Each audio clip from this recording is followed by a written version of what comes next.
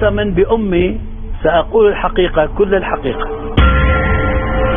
رشيد بوجدرة، هل تؤمن بالله ربا؟ لا. هل تؤمن بالإسلام دينا؟ لا طبعا، نفس الشيء، سؤال نفس سؤالك.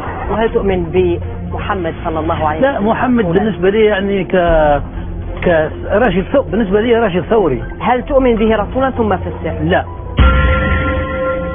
هل هناك ملحدين يعني تتعامل معهم جزائريين لا يشهرون إلحادا؟ موجود بالكثير يعني. قلت لك أن كتاباتك جريئة وصريحة، قلت لي نعم أنا صريح وربي بلاني بالصراحة.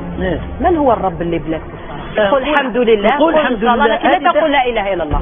لا، شهادة يعني هذه لا الشهادة تقال عند الموت تقريبا. هل ستقولها عند الموت؟ لا لست أدري. يعني أنا وزرت علي بن فليس. أنت وزرته؟ أنا وزرته.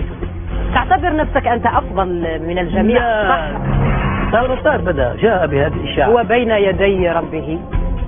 هو بين يدي ربه. هذا ما تقولينه أنت. أنا أقول رحمه الله كلمة. أنا نحب نفهم حاجة فقط. من هو الله الذي تؤمن به؟ يتهمونك بنقص تعوضه بكتابتك عن الجن. ما ردك؟ نقص؟ ما هو النقص؟ فأنت شخص لم يدخل المقبرة في حياته. نعم. لم يتبع حتى جنازة والدته. نعم. هل أنت مع حرية التعري في اللباس؟ نعم.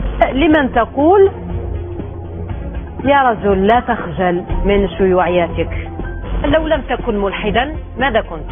البوذية تبهرني كثيرا. البوذية